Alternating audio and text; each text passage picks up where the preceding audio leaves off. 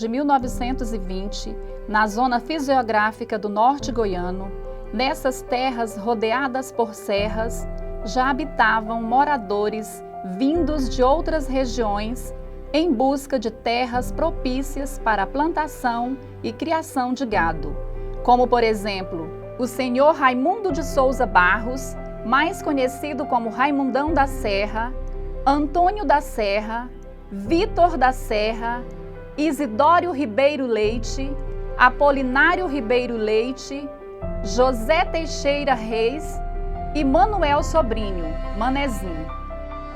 Em 1935, nasce uma filha da terra.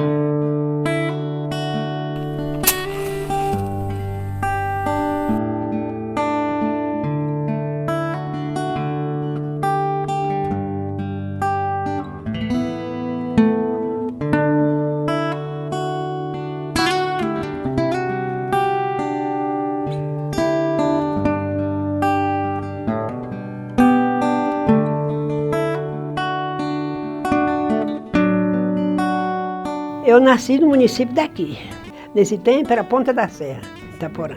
Daqui 22 quilômetros. Aí me criei lá toda a vida. Me criei toda a vida na roça. De 62 foi que eu vim para cá. Nesse tempo aqui era muito difícil, mas a gente achava difícil, mas por um lado era mais fácil do que hoje, não era? Porque tinha muitas coisas que era mais simples, não era? Todo mundo era simples, não tinha ninguém rico, mas todo mundo era aquela simplicidade, não era? Tinha muita simplicidade, as pessoas. Com 50 eu me casei, aí casei com um rapaz era do Maranhão, morava aqui. Que é o pai da de Rosa, garimpeiro. Veio para cá em 48 no foguete do garimpo. Ele veio para cá. E foi meu professor. Aí depois terminou nós casando. Foi professor do Pedão, professor de muitas pessoas por aqui, do Cícero da Providência, professor do João da Ana, foi professor dele também. E assim foi um bocado de aluno. A escola lá na Serra, lá na fazenda. Nelson Alves de Moraes. Aí nós casamos em 51, aí eu tive 4 filhas, a Neuza, a Noêmia, a Raimunda e a de Rosa. Aí quando a de Rosa nasceu, ele já tinha morrido. Então ele adoeceu naquela época. Quase não tinha médico por aqui, por perto. Ele adoeceu daquela doença da pele. Aí passou 4 meses prostrado. Nesses 4 meses terminou morrendo. A de Rosa não era nascida. Com 29 dias que ele morreu, a de Rosa nasceu. Aí eu fiquei com as 4 filhas pequenas. Aí meu pai disse, não, naquela época eu tinha 21 anos. Aí eu morava no meio de um cerradão, no meio de um cerrado, numa cabeceirinha de brejo. Uma casinha muito chuezinha minha casinha. Mas até hoje eu lembro, quando eu lembro dela, eu tenho dó, porque foi onde eu comecei a lutar com minhas filhas, tive minhas filhas pequenas, eu tinha meu esposo, lá ele morreu, lá mesmo a gente sepultou ele. Aí voltei para casa de meu pai. Aí eles mudaram o meu pai e o Raimundão. Mudaram lá para esse lugarzinho, cada um fez uma casinha e derribaram a roça no mês de setembro. Aí começaram a vida dele lá. Era cru, só tinha mata, só mata e muita caça. Tinha onça. Isso foi em 35, 36. Aí no ano do garimpo foi em 48, já estava bem evoluído.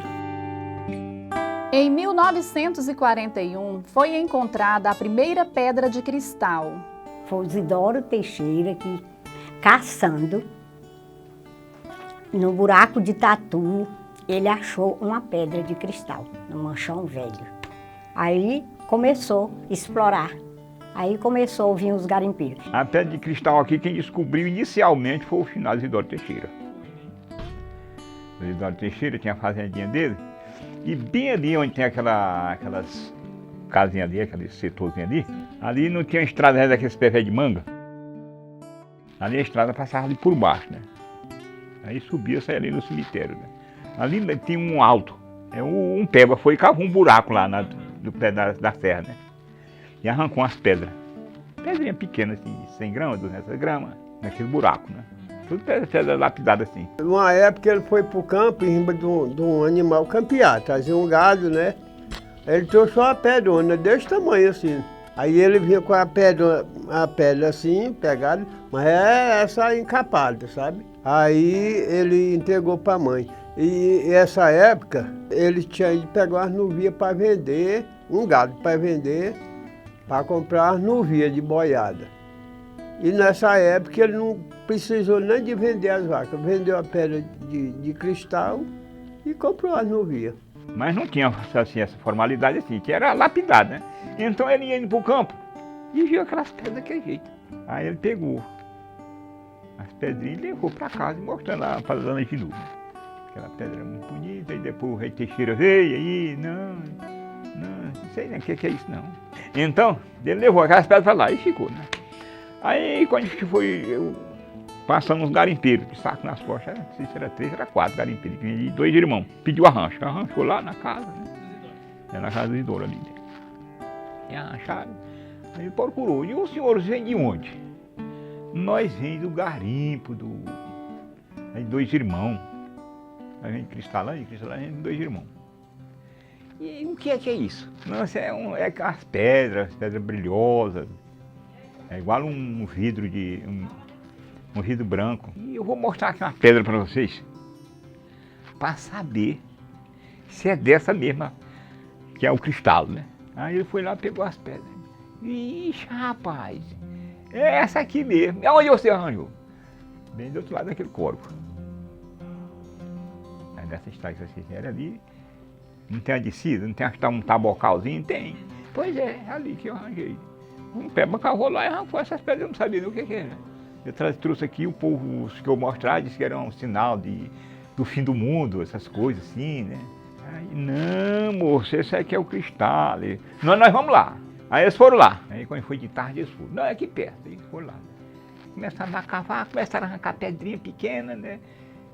Não, mas nós vem de novo. Aí de outros dias foram, não tinham com o que, eles arranjaram um prato velho. Aí o cavando e tirando a terra e arrancando. Aqui lá arrancava uma pedrinha, né?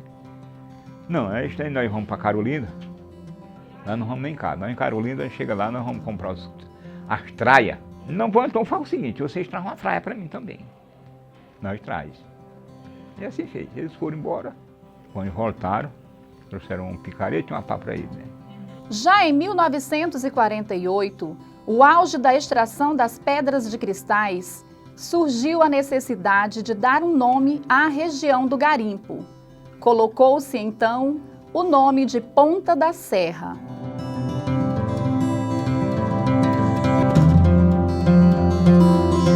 A Ponta da Serra foi chamada Ponta da Serra, foi meu pai que colocou.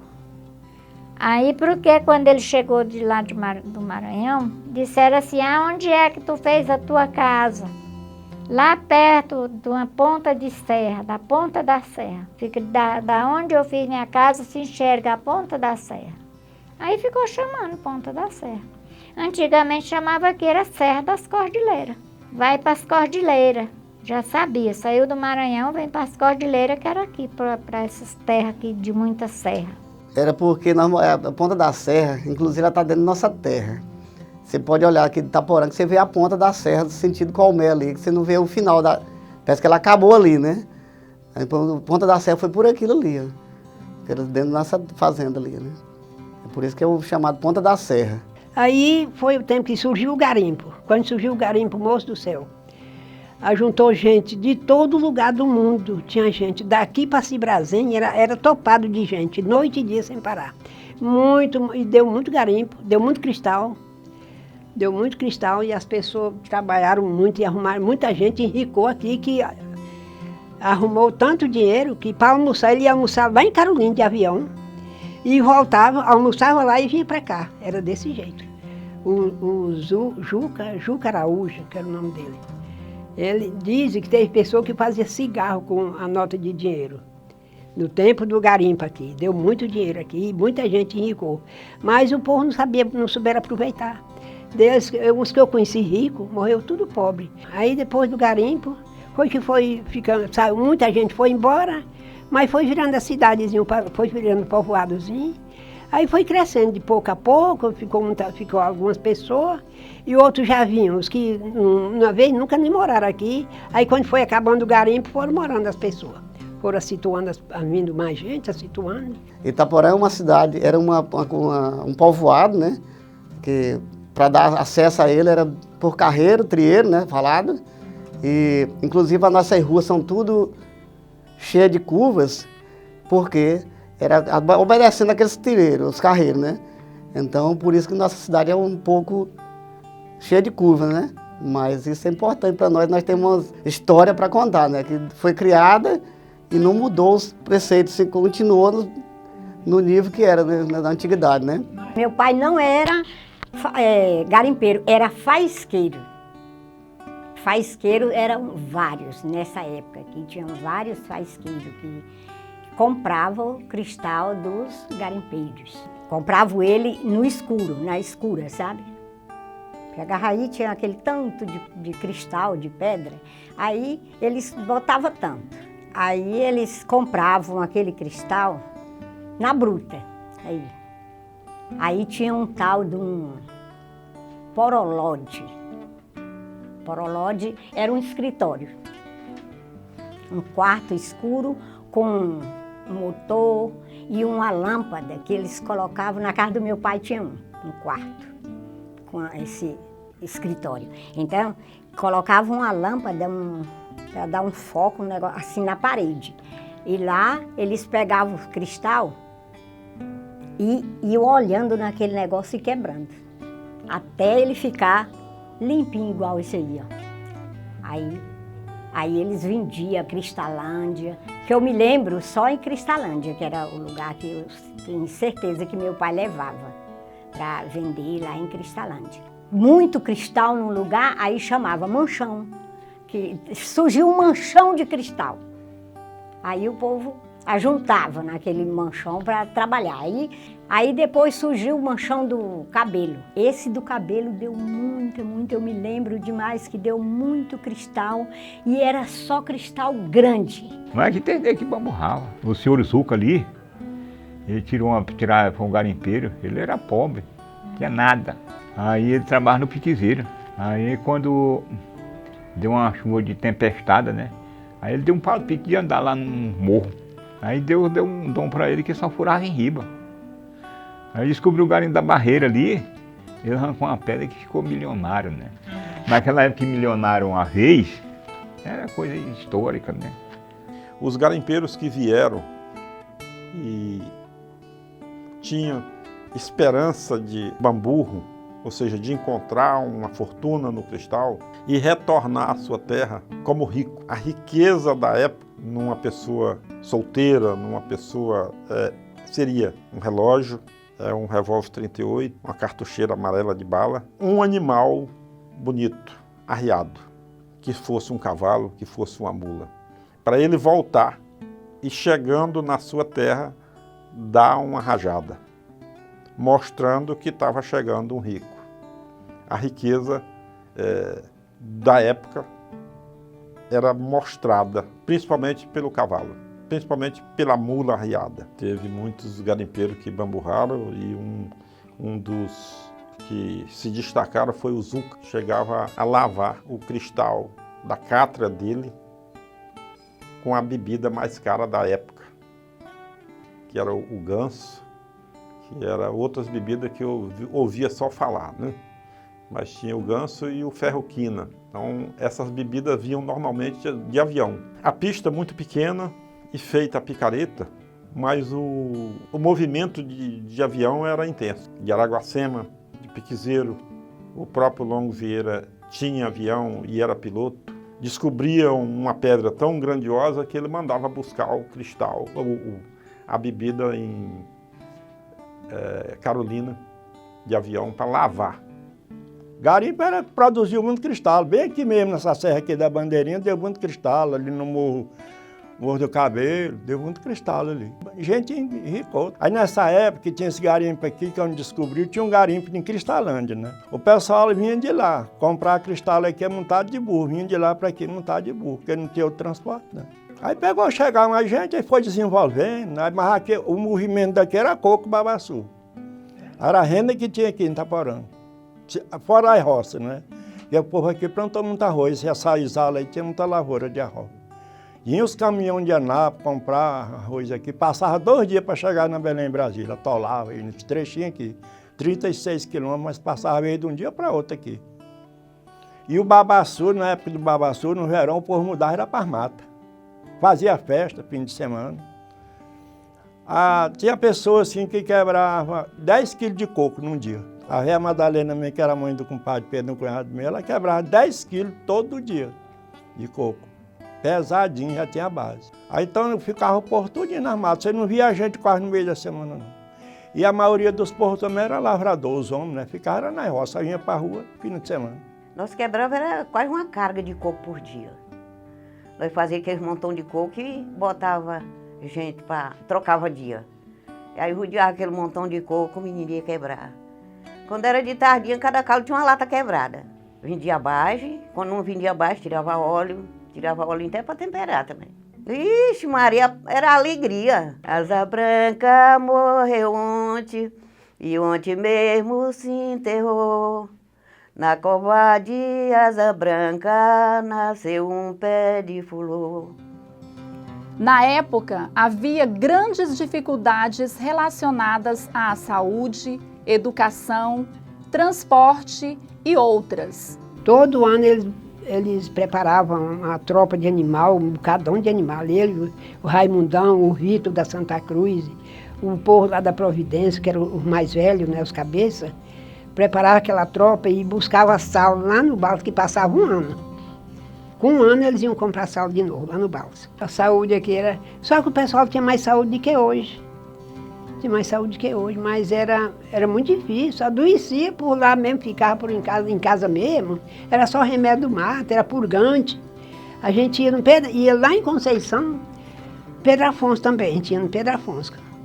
Aí comprava o remedinho, pilar contra, aguardente. A gente tratava, era com azeite mamona, era com pilar contra, resina, e fazia aquele purgante. A pessoa está doente, tomava aquele purgante, que médico não tinha não. A saúde era dividida de 2 formas. Uma farmacêutica, com os conhecimentos da Alquerlina Torres, e a outra caseira, com os conhecimentos da Dona Josefa Clemente, mãe do Barbatão. Era parteira, como a tia Alquerlina também era parteira, mas a Dona Josefa tinha um conhecimento da medicina caseira do Nordeste. A saúde era feita basicamente pelo organismo. Então a pessoa está doente, limpa o organismo dele. Com o quê? Com um purgante. A mortalidade infantil no Itaporã, ela chegava, não tem registro, né? O registro é o fato. Criou o cemitério dos anjos. Então, para que as pessoas não abandonassem a cidade, não abandonassem a comunidade e fossem embora, criou uma mentalidade que a família que tivesse uma pessoa falecida, pequena, nasciturno, ou com 1 ano, 2 anos, até 10 anos, até 12 anos, seria um anjo. Esse anjo protegeria a família. Então, quando a pessoa perdia um filho, era, às vezes, confortada com esse sentimento que estava ganhando um anjo. E esse sentimento criou o cemitério dos anjos. Sou neta da Dona Josefa Maria da Conceição, esposa do seu Pedro. Naquela época, ela era considerada doutora da cidade, né? A médica da cidade. Porque, além dela fazer os partos, quando ela ficava mesmo responsável pelas crianças da cidade, né? Porque ela já considerava, assim, quase como se fosse dela, parente dela mesmo, né? Todos eram compadre, era comadre, né? Os pais dos filhos, né? Que ela pegava. Já ficava assim meio parente, né? E ela também tinha a responsabilidade de, quando morria uma criança, ela fazia o velório, né? Ajuntava aquelas crianças, fazíamos lá uma cantoria, que eu não sei nem qual era o cântico dela, né? Mas fazia a cantoria e fazia aquele velório até o cemitério, que hoje é o cemitério dos Anjos, né? Por isso que tem esse nome, Cemitério dos Anjos.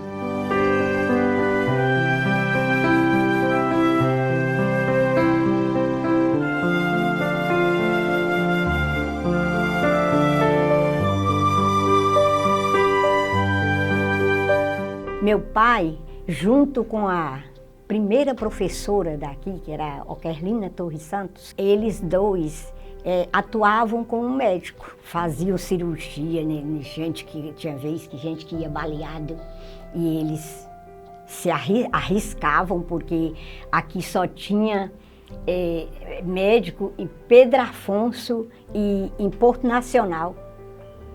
Aí eles pegavam e faziam cirurgia nas pessoas, cortavam, costuravam.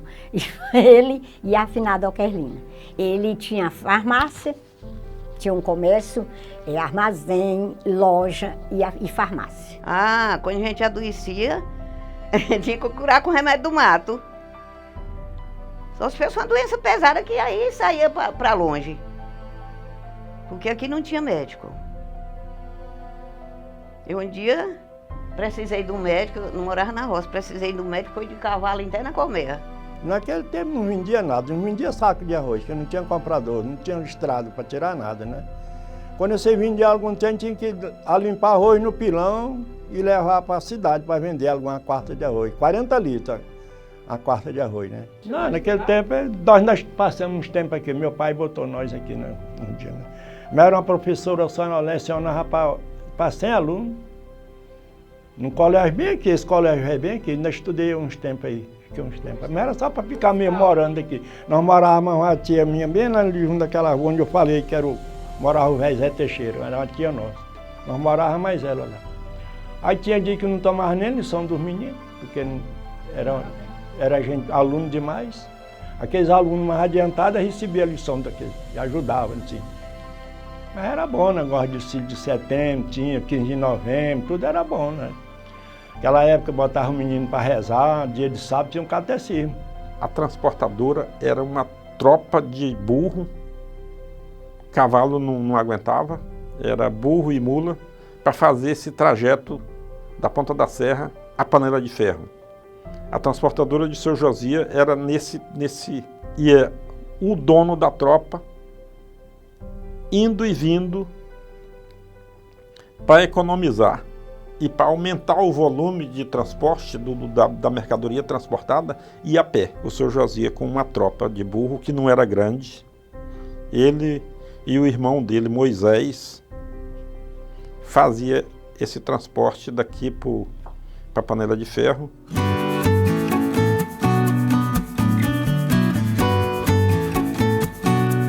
Construíram a primeira casa com calçada, depois da casa do Manuel Alencar. E a casa do Seu Josias sempre cheia de visita, de parente, tido como um homem de muita fartura. Isso tirado do trabalho diário dos braços. Um homem pequeno, com uma tropa de burro altos, grande, ele e o irmão dele, Moisés, carregavam esses animais e tocavam até a Panela de Ferro. E trazia da Panela de Ferro tudo que era consumido na cidade. Tá. Aí os tropeiros, tá? Que agora eu estou dando o nome das transportadoras que eu estava me referindo, que eram os tropeiros. Já com as estradas e com a chegada de Luís Cearense, houve uma evolução no meio de transporte, visto que Luís Santana Dias montou uma transportadora usando seu caminhão. Luís Cearense foi também o primeiro proprietário de uma empresa de transporte de pessoas, denominada Viação Itaporã.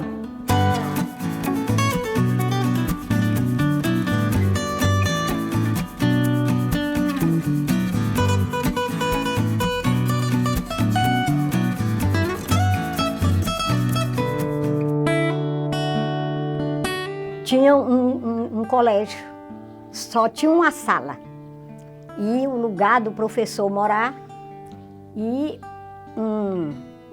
uma área que chamava recreio.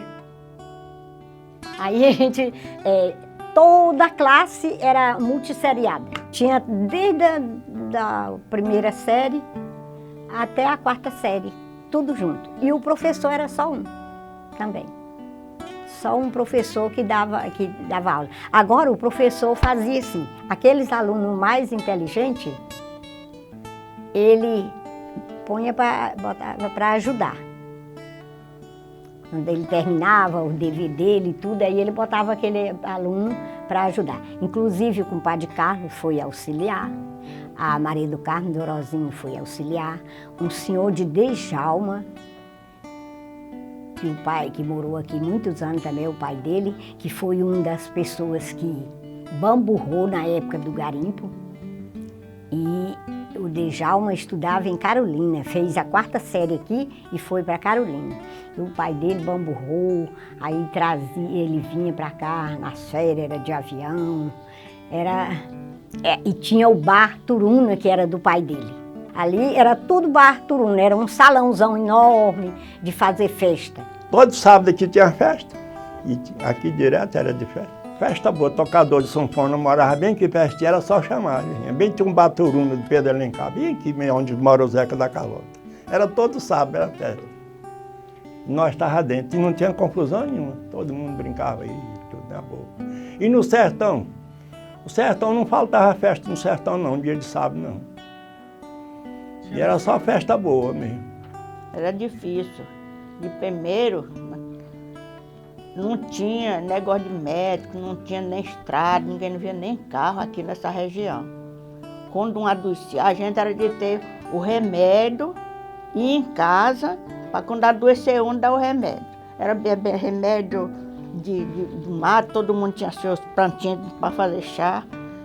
Tinha o remédio, dava o purgante. Se aquele purgante não desse jeito, aí não tinha para onde ir. Era no purgante. Depois dessa BR, aí quando estava doente, carregavam na rede, daqui, para deixar lá na beira da BR, para embarcar. Daqui para o Quênia, na rede, a pessoa deitando na rua e os homens carregando. Daqui para o Quênia, daqui no Piquezeiro, tudo isso foi. O Cício foi um que levou ainda a prima dele lá no Quênia, depois nós levou outra lá no Piquezeiro. Aí quando a pessoa estava doente assim, que não achava quem levasse, não, morreu muita gente amigo.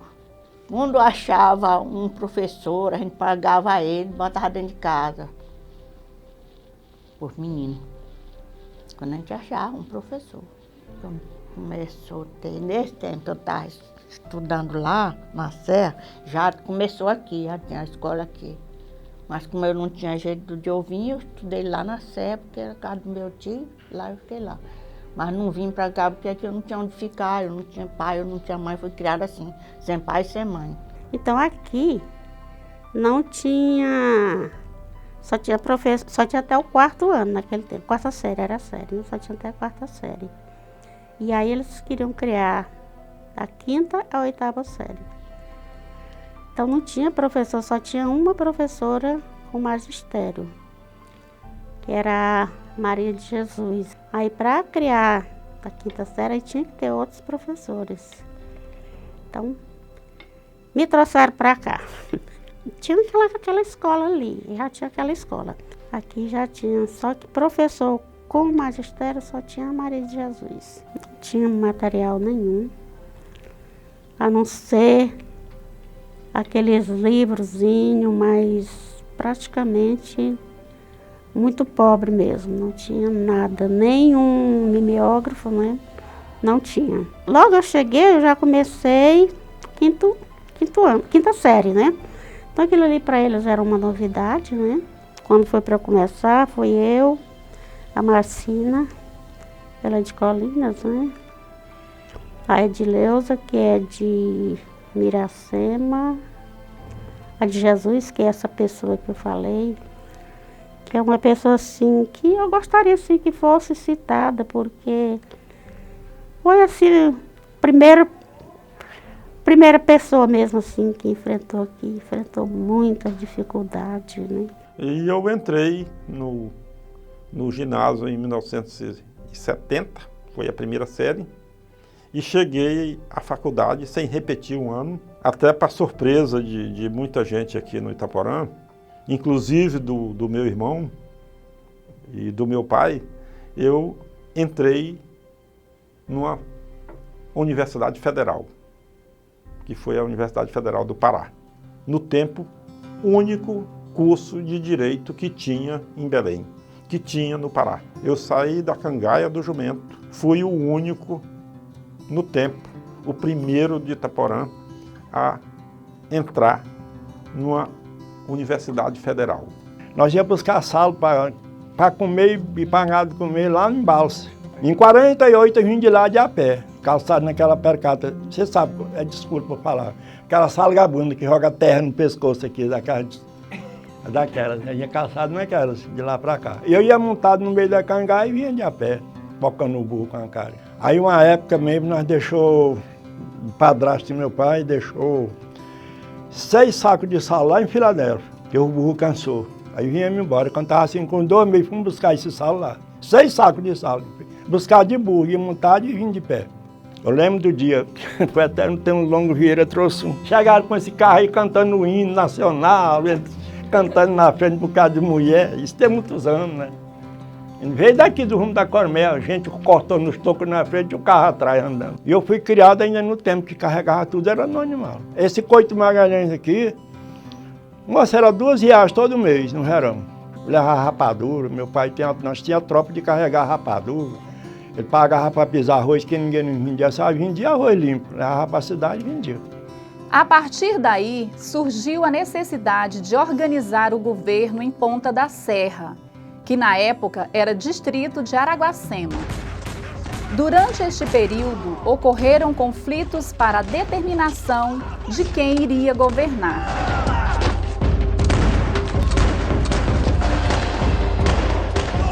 O meu pai começou a trabalhar lá e conheceu o Longo Vieira, que era político. E meu pai já era envolvido em política em Balsas, com o doutor Rosinho. Aí envolveu com o Longo Vieira, envolveu na política e começou a trabalhar para fundar, para passar Itaporã, porque naquela época todos eram distrito de Araguacema. Em 56, até 56 era distrito de Araguacema. E aí meu pai começou a fazer política aqui, muito morador, e aí meu pai começou a interessar para emancipar Itaporã. Aí com isso, com esse interesse de meu pai querer emancipar Itaporã, tinha outras pessoas, família, que também se envolveram na política, a oposição. O Longo pegou e entregou a direção da política aqui para o meu pai. E os outros era quem queria. Aí começou a revolução, por isso, por causa da emancipação de Itaporã. A lei da instalação, que me parece que é uma lei número 4.652. É, isso mesmo, a lei. Então, aquela lei, meu pai que conseguiu a lei, que foi em Goiânia, que ficou lutando por a emancipação. E os outros querendo derrubar, né? E eles derrubavam, meu pai ia, tornava a arrumar, mas o Longo Vieira, assim, contra porque eles era quem queria. E meu pai que estava na direção. Então, ficaram nessa revolução. Aqui era um brigueiro, aqui primeiro, no tempo do garimpo, era uma menina, a Revolução Medonha. Tinha vez que vocês vinham vender carga aqui, nos garimpos, que era garimpo sempre. Tinha dia que precisava deitar no chão, por causa dos tiros.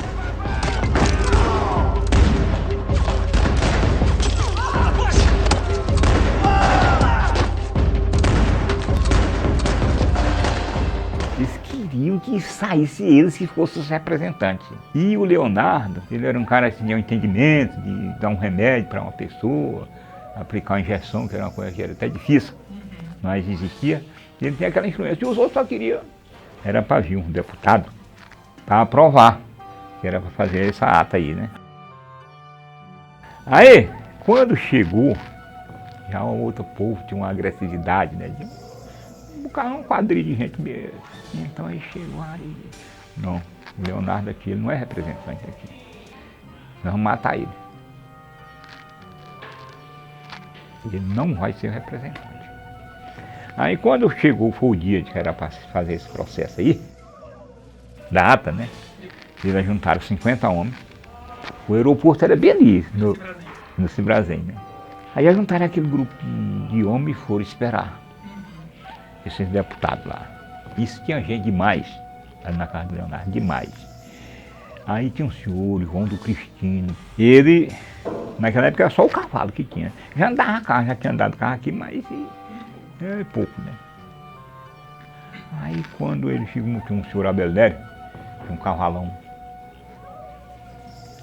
um baralhador, né? Eles montaram aquele cavalo, um revólver 38 de um lado aqui, e o bolso cheio de bala, e bebendo cachaça e botando aquele cavalo. Aí não deixa que tudo tem um anúncio de um para outro, né? Pega avisar pro Leonardo, que eles iam tucaiar. Na hora que chegasse, atirar no avião e bagaçar tudo e isolar tudo, né? Para ser ele o chefe, né? Aí quando o Leonardo soube a boca da noite, aí ele foi lá, arranjou um cavaleiro, com a boa até do Pedro Alencar, né? Aí pagou um cara, era daqui de noite, 10 horas da noite, para ir no Piquezeiro, porque lá tinha pista, né? Eles iam de Araguacema pro Piquezeiro, do Piquezeiro, aí abaixo de 1h da tarde eles iam para cá, né? Aí os deputados vieram e estavam até lá, né? E aquele povo ficou com aquele ruruaceiro danado, e aquele homem bebo, montado naquele cavalo. E assim ficou, quando foi assim, abaixo de 7 horas. E aí ele veio lá, mandou ele botar um copo cheio de pinga, ele bebeu. Aí ele disse, olha Galina, agora o Máscara vai acabar com a raça, porque a de Leonardo vai se acabar tudo. Eu vou matar de um por um, né? Mas onde ele já estava esperando, né? Já estava lá esperando, dentro de casa, ele vinha de fora. Lá mesmo ele caiu, aí começou a confusão, né? Aí começou o tiroteio, e isso foi 8 dias de bagaço. Uns corriam, e foi bagaço, né? E ele lá dentro. Aí nos 8 dias falaram, nós vamos sair, o que tiver na frente não escapa ninguém. No dia que foi marcado para emancipar aqui Itaporã, teve uns que não queriam. Os adversários não queriam. E naquela época era o Longo Vieira, que era o prefeito de Piquezeiro. Ele é que vinha. Um povo que era para emancipar Itaporã, né? Aí os adversários, eles tinham que esperar lá no campo de avião, que era que chegasse matar. Matar ou atirar, fazer qualquer coisa, né?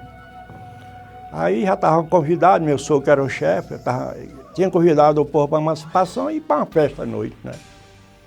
E aí, quando foi de noite, aí não deu certo para emancipar, mas já estava o povo convidado, vai fazer a festa. Quando estava começando a festa, veio um cara lá e entrou no meio e morreu lá. Aí começou a confusão.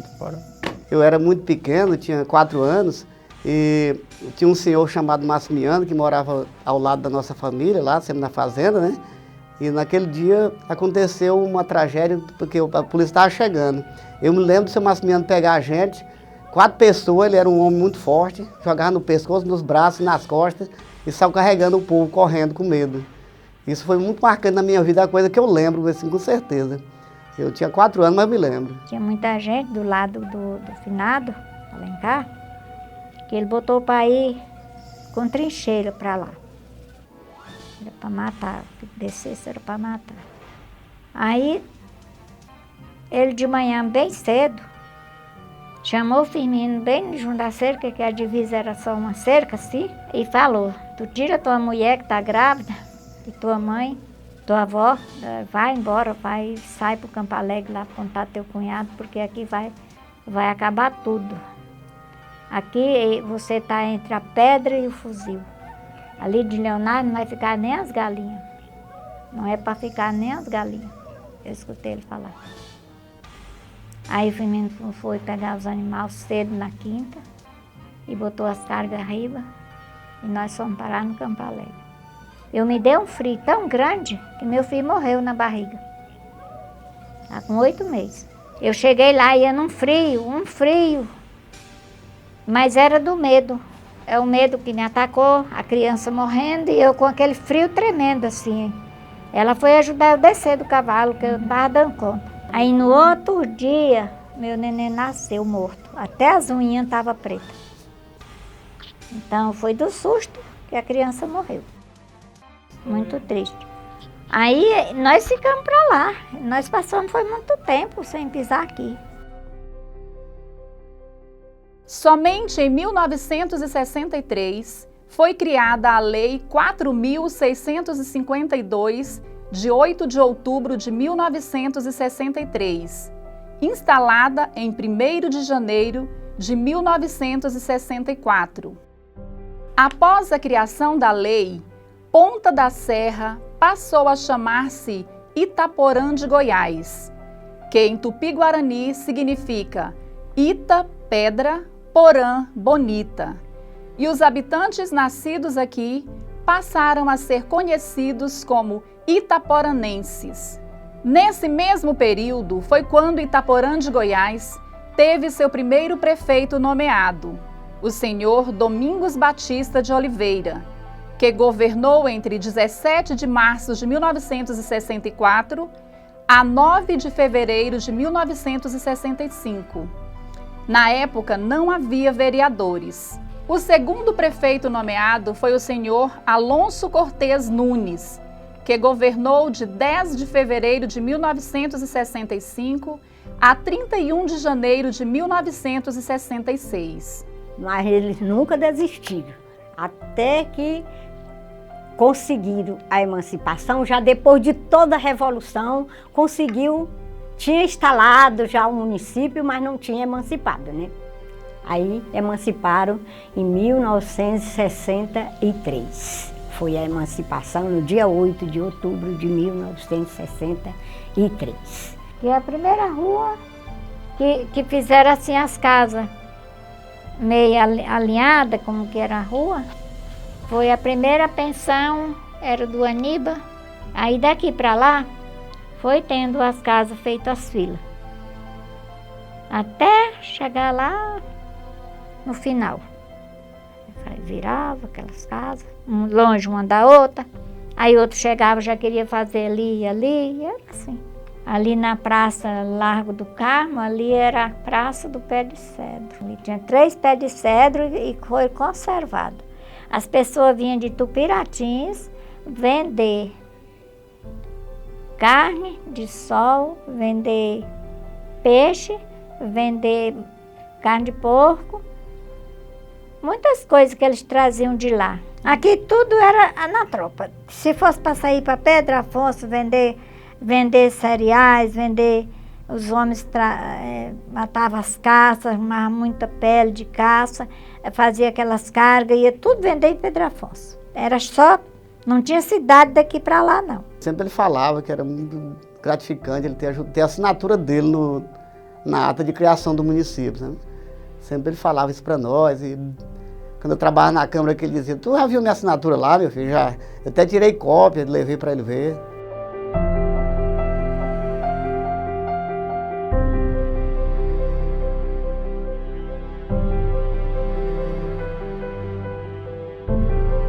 Alegria, assim, de ter trabalhado para criar esse município, né?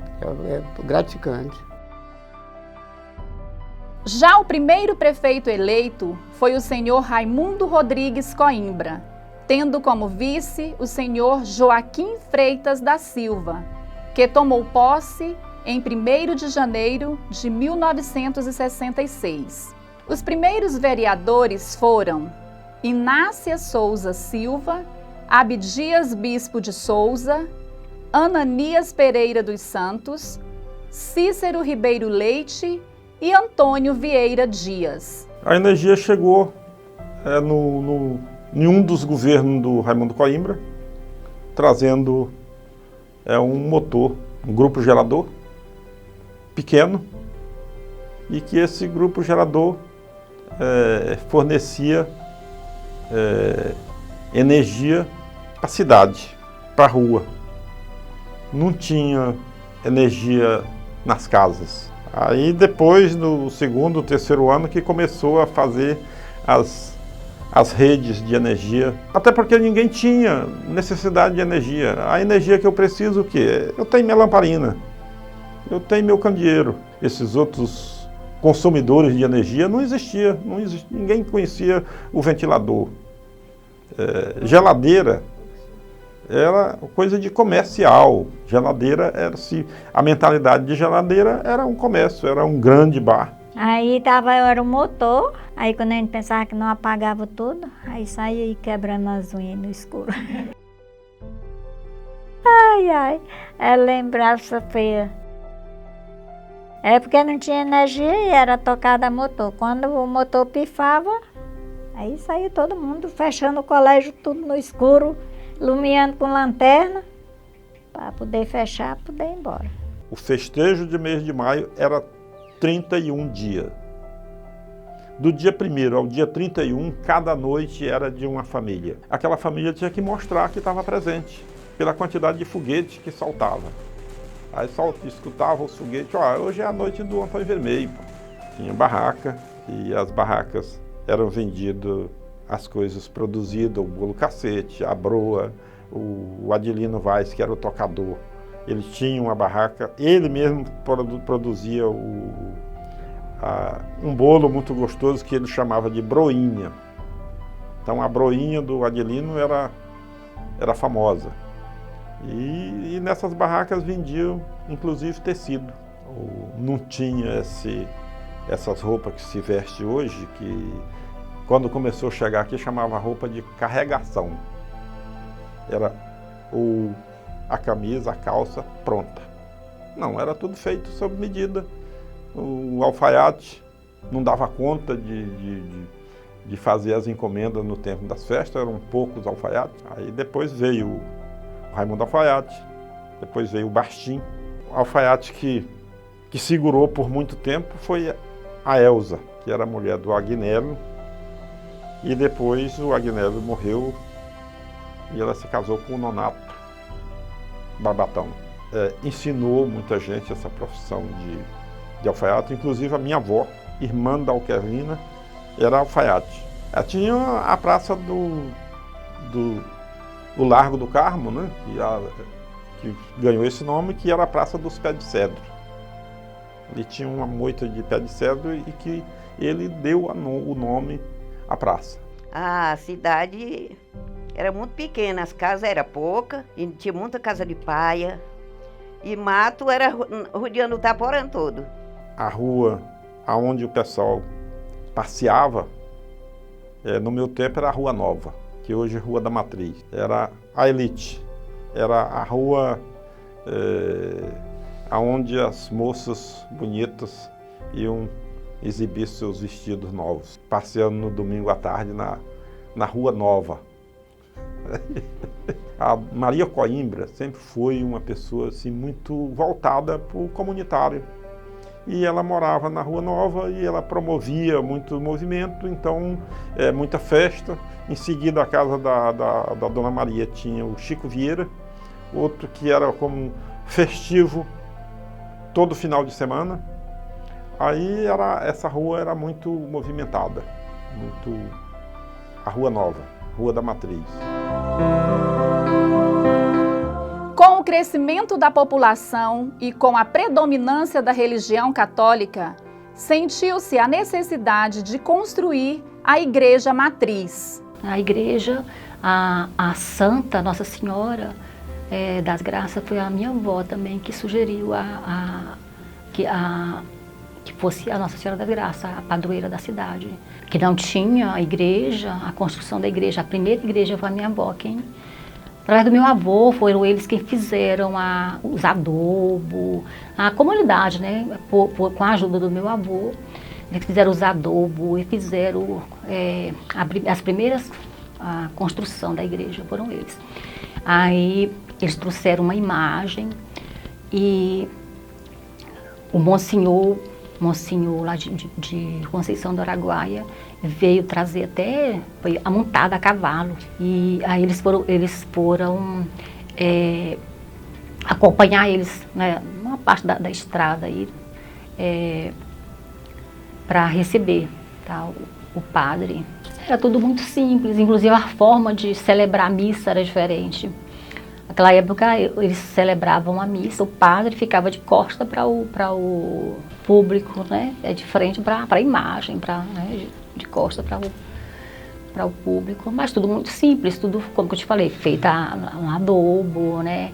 Sem rebocar. Aí naquele tempo o padre que vinha era o padre Sebastião, lá de Conceição, e um de Colinas. Só tinha missa uma vez, duas por ano. No finzinho de maio e em dezembro. Aquela santa, ela foi buscada em Conceição do Araguaia. Meu pai foi um dos que foi buscar ela, em Conceição do Araguaia, trazido pendurado num pau, numa rede. Mas era mais difícil, tudo era difícil, porque era difícil vir um padre aqui, um médico não vinha. Eu a lembro ela já de ter, mas só que era fraquinha, era só coberta, não sei se era rebocada. E agora está do jeito que está. A Hilda, eu não sei contar todos os detalhes, porque nesse tempo eu era menina também, nós era menino. Aí eu conheci ela, conheci a mãe dela, conheci o pai dela. Então, se ela morava, a mãe dela morava bem ali para cá do Barreiro. Aí a mãe dela adoeceu, aí morreu. Quando a mãe dela morreu, ela morreu da mesma doença da Hilda. Aí a menina já ficou atingida, já era aquela doença. Aí veio para cá e eles, criando ela, depois os velhos, tios dela, mudaram aqui para rumo de serra, e no, acho que é no rumo do Tacioneiro, para isso, nesses. Aí ficou ela aqui. Mas a irmã dela mais velha, ela já doentinha, aí pegaram, fizeram uma casa lá para dentro, na beira daquela grota que vai lá para a igrejinha dela, né? Fizeram a casinha e botaram ela lá dentro. Passei, eu penso, 12 dias aqui, todo dia eu ia lá na casa dela. Não, eu não gosto nem de lembrar, gente, não gosto de lembrar, não.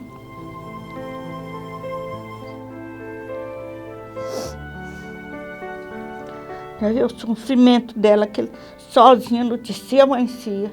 E eu ia lá, todo dia ela me pedia, Rita, me dá isso, me dá aquilo. Eu voltava, pegava aquilo, levava para ela. Era dentro do mato, isolada para lá, de uma casinha de beira no chão. Estou te falando, fazia dó, gente, ver uma criança daquela, dentro do mato, sozinha, anoitecendo e amanhecendo. Não. Aí ela morreu. Mas quando eu vim saber que ela tinha morrido, já tinha até sepultado. Lá onde ela morreu, eu acho que não sei nem se fizeram o velório assim. Quando eu soube, ela já tinha morrido. Comecei a me estudar junto, a Hilda. Aí ela adoeceu. Aí quando ela adoeceu, e Dona Kerlinda foi em Goiânia para lá e trouxe remédio para dar para ela, aí ela já estava se lastrando o corpo todo. Aí não pôde mais ir para a escola. Aí ela teve que ser tirada para casa da tia dela, e depois não deixaram ela ficar na casa da tia dela, tinha que fazer uma casinha para ela separada, foi um sofrimento. A gente chorava de ver ela na casinha sozinha. A gente visitava ela escondida da mãe da gente e da professora. Naquele tempo se tinha medo da hanseníase. O remédio que tinha era o isolamento. E essa moça foi isolada e foi sentenciada a morar numa casa para salvar a família, né? E as pessoas, depois de vários tempos, levavam a comida na ponta da vara, entregavam. Aí imagine uma pessoa jovem, uma moça jovem, receber um tratamento dessa natureza, onde todo mundo fugia dela, para não ser contaminado, e ela aceitar, ela viver isso, viver essa vida por muito tempo, esse sacrifício, tá? E com as condições da época, né? Sem, às vezes, até a lamparina, sendo privada até de usar o próprio riacho para tomar banho, para não contaminar as pessoas, e às vezes vigiada por isso, né? Aí o povo começaram a fazer promessa. A primeira foi eu mesmo, primeiro milagre. Porque nós éramos muito amigas, aí eu perdi uma aliança, um anelzinho. Aí eu digo, ô Hilda, ô amiga, me faz, dá um jeito de eu achar meu anel, mostra meu anel. Mas aquilo eu não sabia se ela estava nela santa. Porque o povo dizia, ó, minhas armas, aquilo outro, né? Aí eu peguei com ela.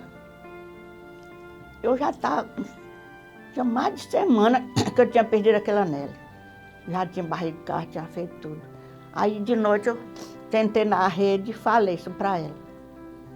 Digo, se na hora que eu achar o anel, eu ajoelho e rezo um Pai Nosso para tu. Mesmo quando eu sentei na cama, o anel estava mesmo assim. É causa de... Eu não gosto nem de contar esse caso, porque porra dizer que não é verdade, né? Mas foi verdade. E a gente não se apega com ela para não ser válida, não. Aí uma vez, meu pai estava doente já, e sem urinar. Aí me apeguei com a Santa Hilda. Por essa luz que está iluminando, abaixo de 5 minutos ele começou a urinar. Aí ficou bom. Aí nós fomos lá pagar o voto. Por isso que o nome dela é Maria Hilda. Mas por ela fazer tanto milagre, aí o povo bota o nome de Santa Hilda. Ela mesma fez a promessa, a mulher. Fez uma promessa, se ela ajudasse, que ela ganhasse aquele menino, quando o menino nascesse, se fosse mulher, ela botava o nome de Hilda. O menino foi ligeiro. Foi logo ela. E ela ia rezar um texto lá e botar a menina em cima da sepultura dela e rezar esse texto. Foi logo ela ganhou. Aí quando acabou o resguardo, nós viemos e botamos a menina. Mas achei engraçado. Corremos lá a sepulturinha dela e botamos a menina, enchemos de vela, de redor. Fomos e rezamos o texto. Tudo é milagre. Após a emancipação de Itaporã de Goiás, para melhor descrever o município, criou-se o hino retratando a riqueza e as belezas deste tão lindo lugar. O hino é em homenagem ao Itaporã, terra do bambu, abrigo dos garimpeiros. Isso quer dizer que é uma terra privilegiada, né? Entre o Araguaia e Tocantins, ou Itaporã, terra do bambu, abrigo dos garimpeiros. Né? O teu céu, um céu azul de Puranil, né? Entre o Araguaia e Tocantins. 2 caudalosos rios do nosso querido Brasil. Né? Quer dizer que é uma terra, né, privilegiada, rodeada de serra, de muitas águas, né? Ô Itaporã, terra do bambu, abrigo dos garimpeiros. Ô Itaporã, teu céu um céu azul de Puranil, entre Araguaia e Tocantins, 2 caudalosos rios, querido Brasil. Viva contemplar teus panoramas, teus climas, tuas jazidas, de riqueza sem igual, tuas palmeiras, que a brisa balança, pintam um quadro de lembranças de modelos tropicais.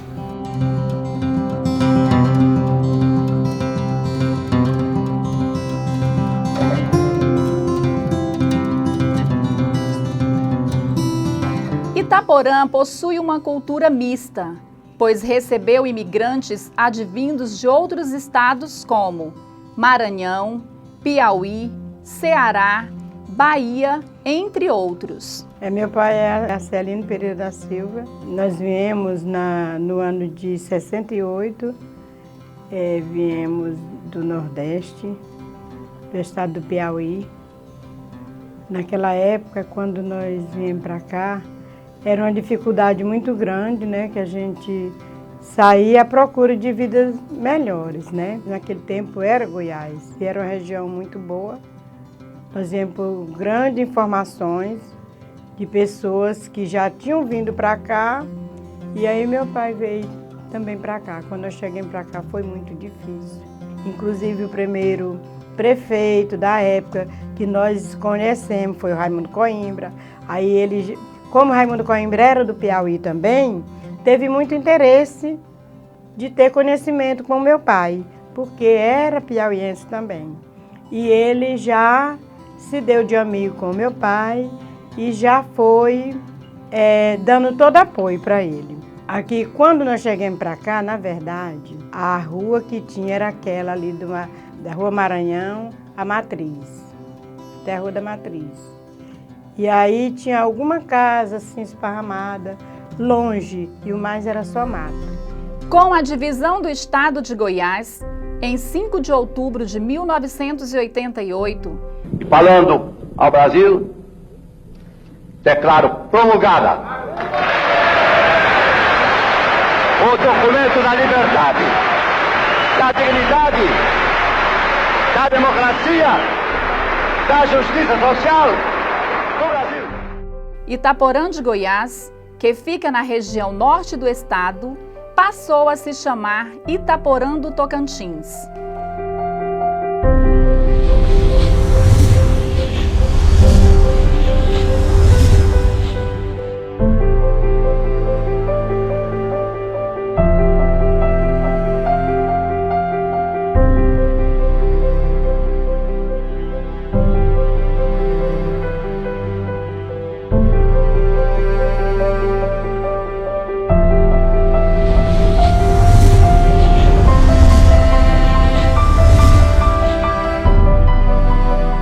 Tenho muito orgulho e muito prazer em dizer que sou do Itaporã, aonde todos os livros que eu já assinei de visitante, que seja em museu, que seja em qualquer lugar de evento, eu nunca coloquei uma outra residência. Sempre o orgulho da minha origem de Itaporã. Eu quero ver sempre à frente das rédeas dessa cidade os filhos. Então, que a juventude do Itaporã se prepare e se motive e tenha orgulho de cada vez disputar os cargos de direção.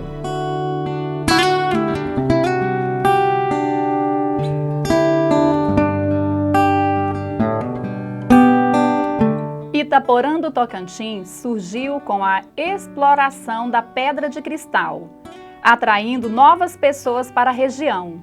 Passou por momentos de lutas e glórias, que deixaram muitas lembranças. Graças a estes pioneiros, Itaporã do Tocantins teve seu início cravada em pedras de cristais.